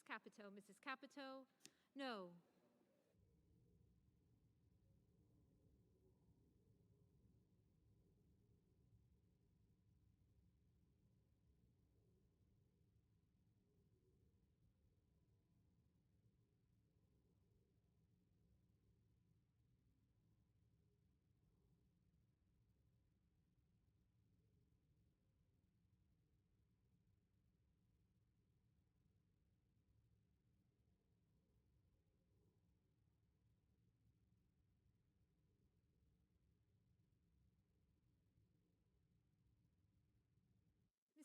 Mr. Brown, aye. Mrs. Murray, aye.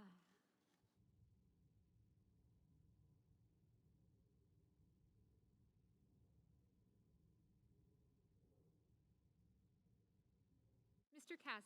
Cassidy, no. Ms. Baldwin, aye.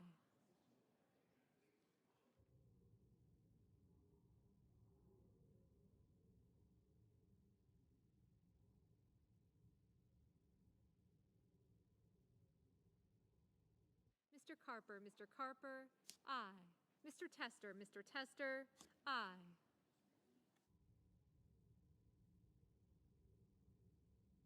Mrs. Hyde Smith, no.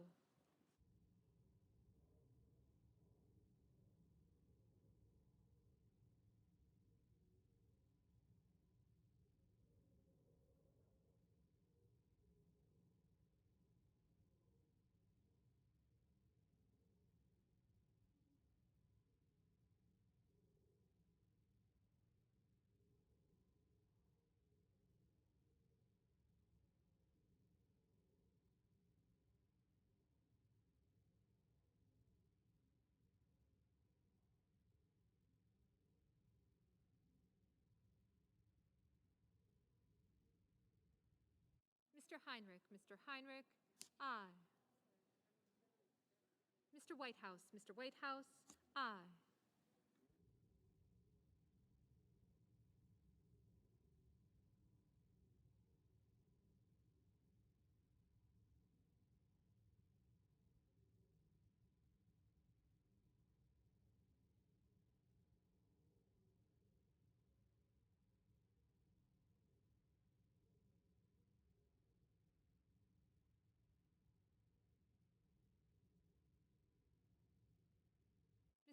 Mr. Braun, no.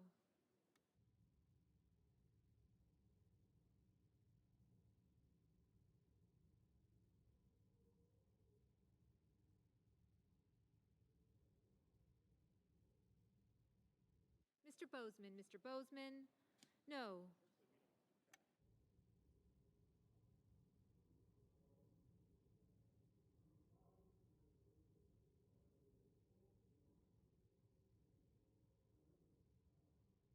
Mr. Romney, no.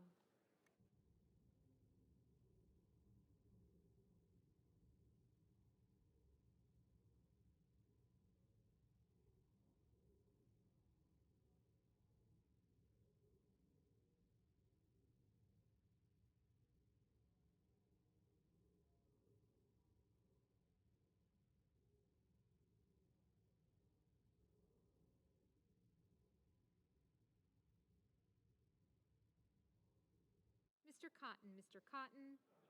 No.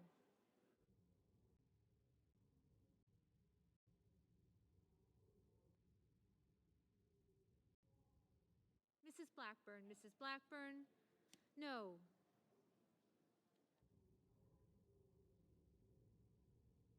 Ms. Murkowski, Ms. Murkowski. Aye.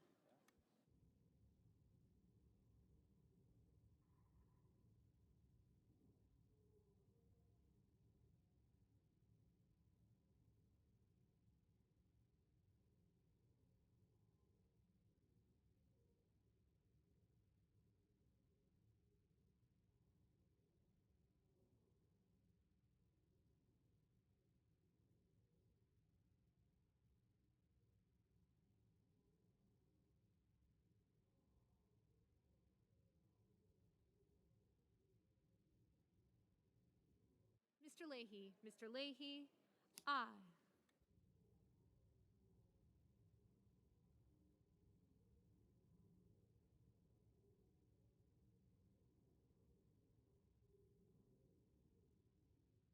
Mr. Scott, Mr. Scott of South Carolina.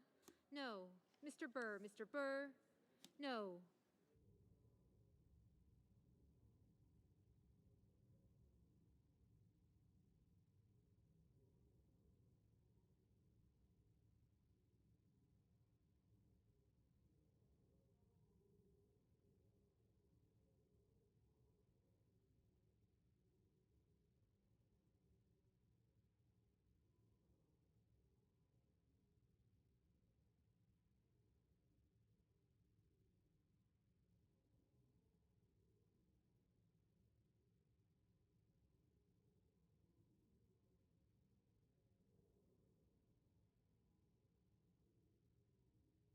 Mr. Markey, Mr. Markey.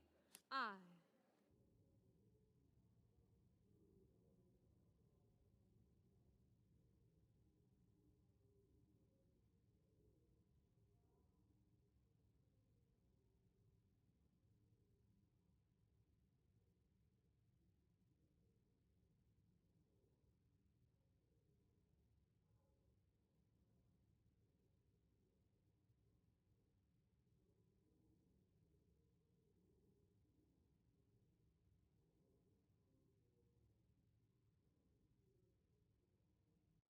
Ms. Collins.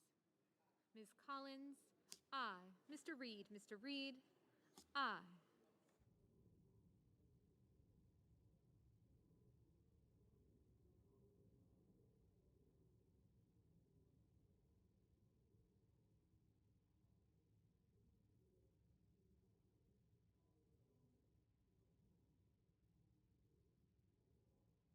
Mr. Warnock, Mr. Warnock.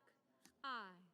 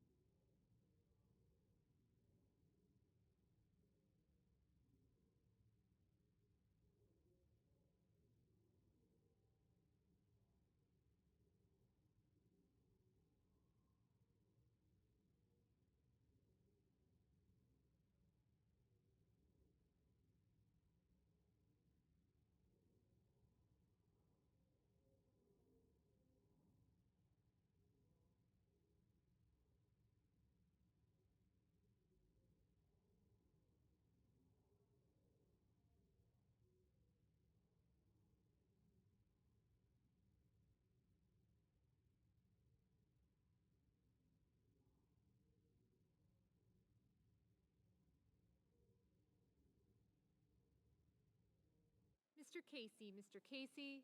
Aye.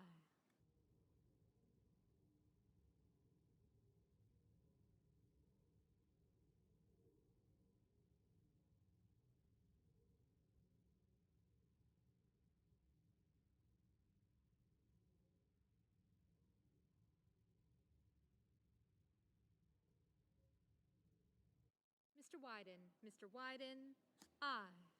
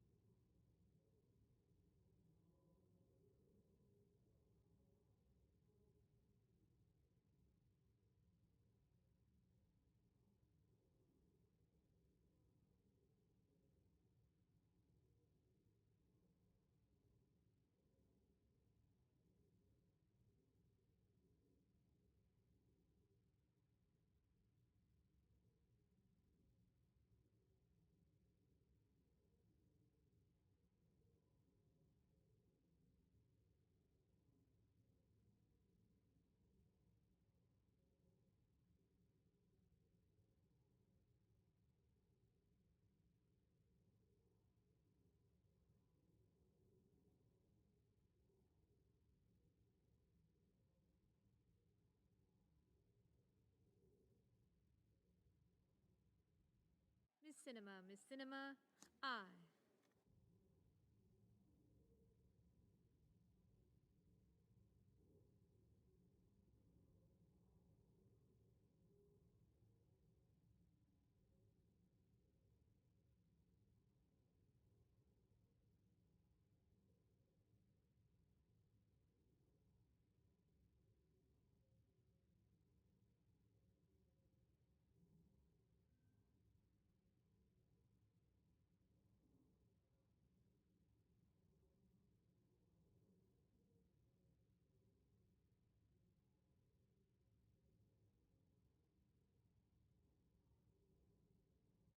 Mr. Durbin. Mr. Durbin, aye.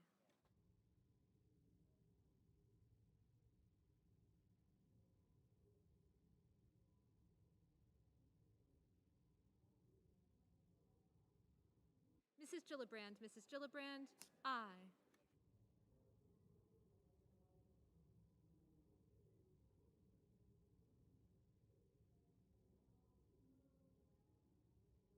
Ms. Hirono. Ms. Hirono, aye.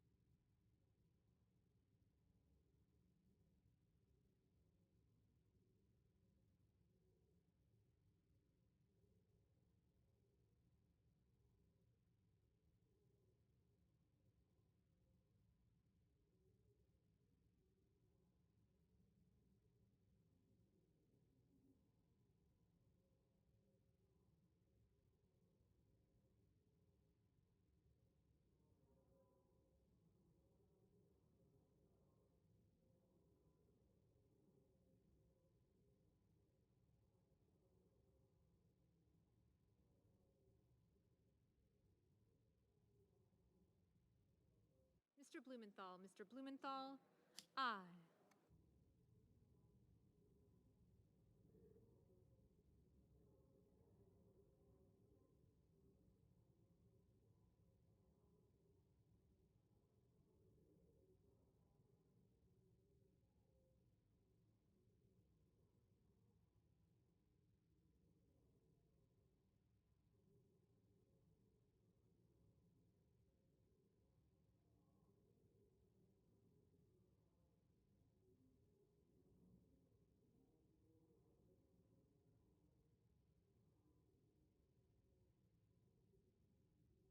Mr. Young. Mr. Young, no. Mr. Wicker. Mr. Wicker, no. Mr. Risch. Mr. Risch, no.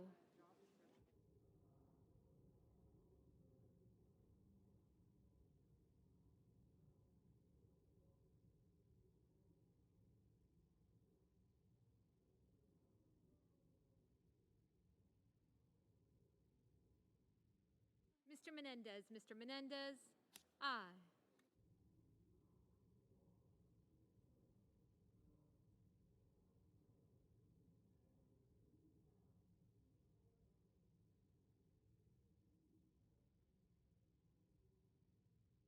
Mr. Cruz. Mr. Cruz, no.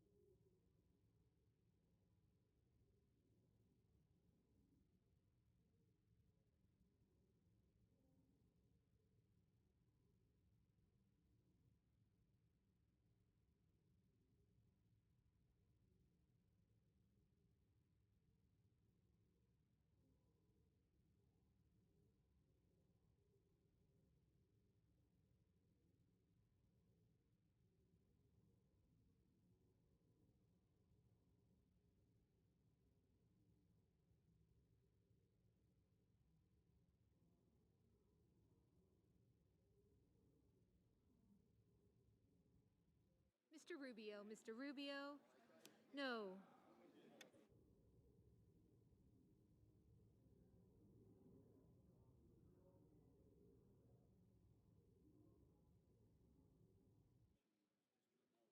Mr. Shelby. Mr. Shelby?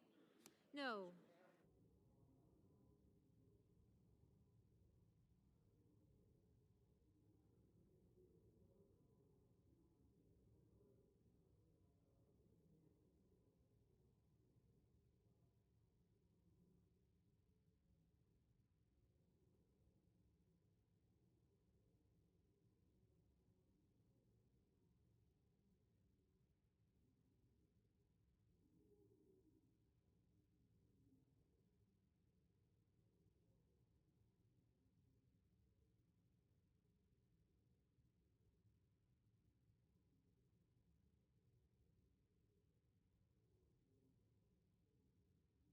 Mr. Hawley. Mr. Hawley?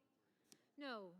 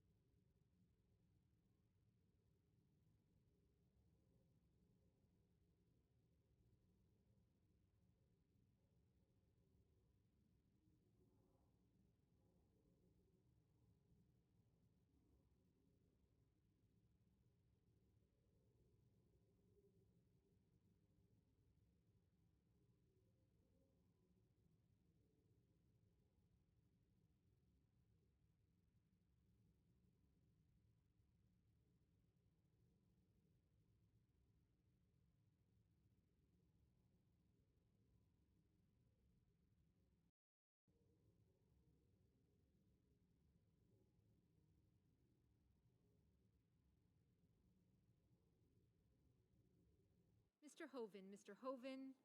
No.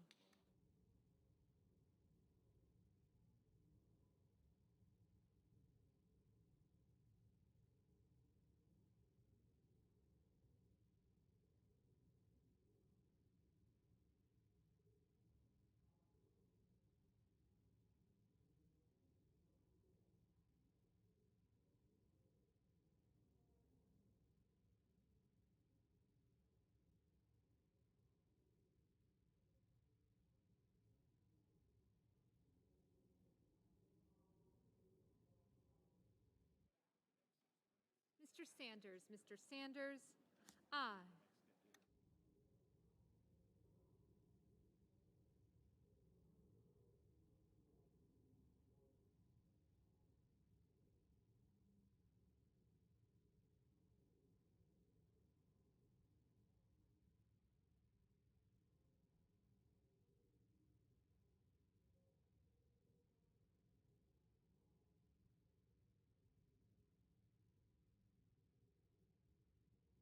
Mr. Portman. Mr. Portman? No.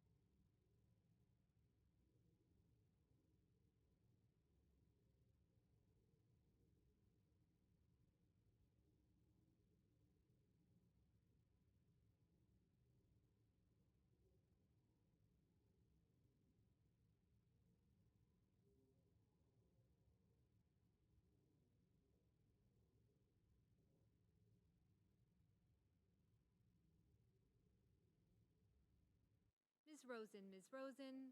Aye.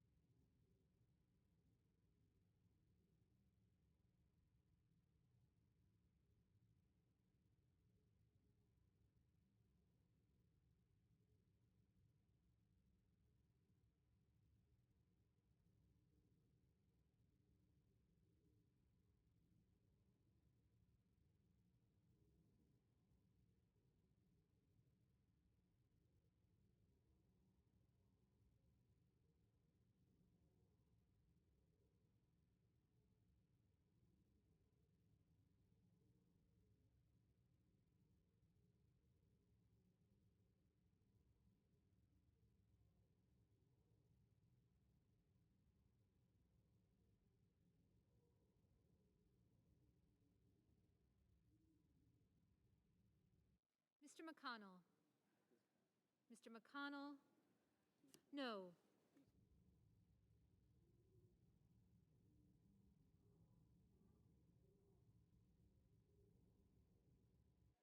Mr. Van Hollen? Mr. Van Hollen? Aye.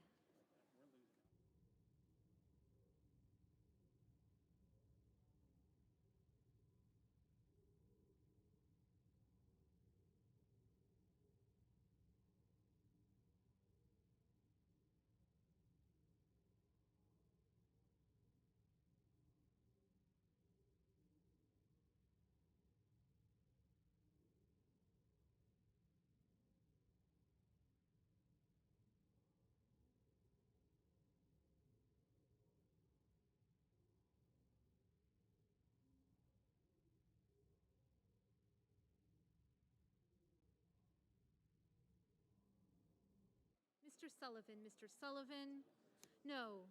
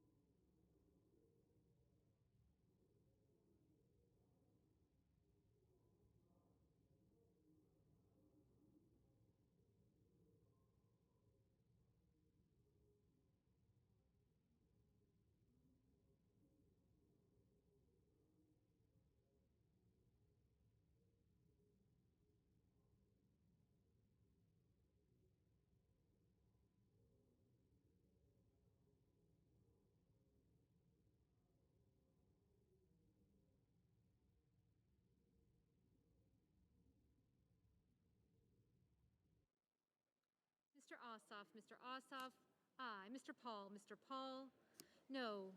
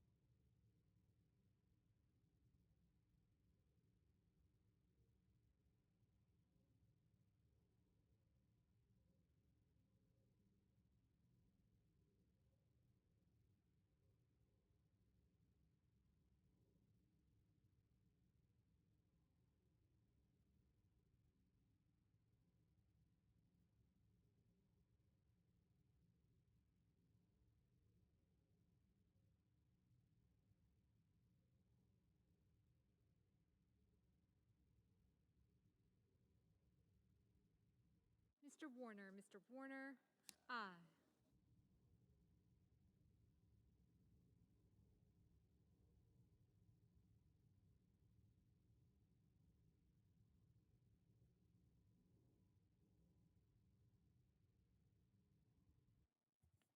The yeas are 53, the nays are 44. The motion is agreed to.